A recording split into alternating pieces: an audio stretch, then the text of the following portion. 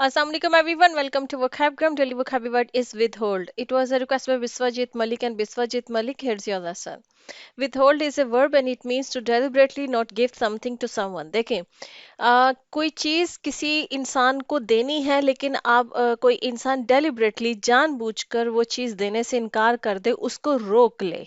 ठीक है, तो इसको विदहोल्ड करना कहते हैं। किसी चीज को रोक लेने को विदहोल्ड करना कहते हैं। ठीक है, जैसे इसकी एग्जांपल हो सकती है कि आप किसी को हेल्प दे सकते हैं, कोई आपसे हेल्प मांग रहा है, आप दे सकते हैं, लेकिन आप जो मदद दे सकते हैं आप देने से इनकार कर दे, उसको रोक ले, या पहले से दे रहे थे लेकिन आप एक पॉइंट पर आकर उस हेल्प को रोक ले, तो इसका मतलब है कि आपने उस हेल्प को विदहोल्ड कर लिया है। ठीक है, किसी को सपोर्ट दे रहे थे, किसी को किसी मामले में सपोर्ट कर रहे थे, लेकिन फिर एक पॉइंट आया कि आपने अपनी उस सपोर्ट को रोक लिया, उसको देने से इनकार कर दिया। ठीक है, उसको रोक लिया तो इसका मतलब है कि आपने उस सपोर्ट को विदहोल्ड कर दिया है। ठीक है, अच्छा इसको जो है ना फाइनेंशियल टर्म में भी यूज होता है।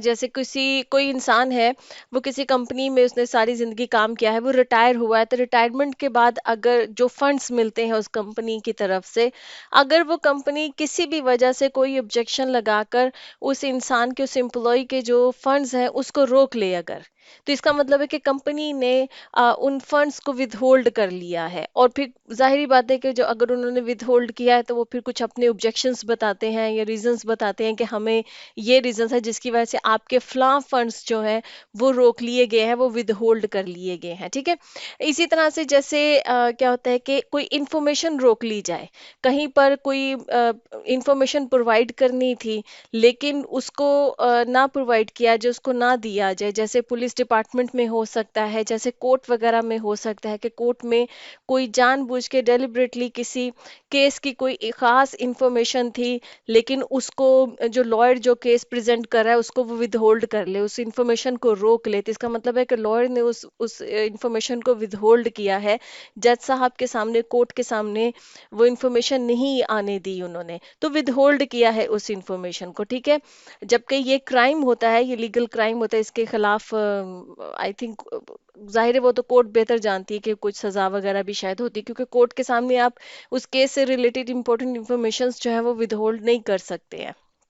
ठीक है, तो किसी भी चीज को अगर जानबूझ के विदहोल्ड कर, जैसे आप अगर इसको आम नॉर्मल जिंदगी में भी कह सकते हैं, आप अपने पेरेंट्स से कोई बात छुपा रहे हैं, कोई इन्फॉर्मेशन छुपा रहे हैं, आपको है कि अगर पेरेंट्स को पता लग गया तो जाहिर है डांट पड़ सकती है, तो आपने विदहोल्ड कर लिया है उस इन्फॉर्मेशन को। इसी तरह से जैसे कोई किराएदार है, अगर वो किराया जो है वो ना दे, जो टाइम फिक्स है उस मंथ में अपना किराया ना दे, अपना रेंट ना पे करे, तो उसने उस रेंट को विदहोल्ड कर लिया है। अब जाहिर है वो बाद में कोई अपनी रीजन वो बता सकते हैं। ठीक है, तो किसी भी चीज को जानबूझकर अगर रोक लिया जाए, उसको ना दिया जाए, तो उसको विदहोल्ड करना कहते हैं। तो आई होप कि आपको विदहोल्ड का मतलब समझ में आ गया। Let's see some examples.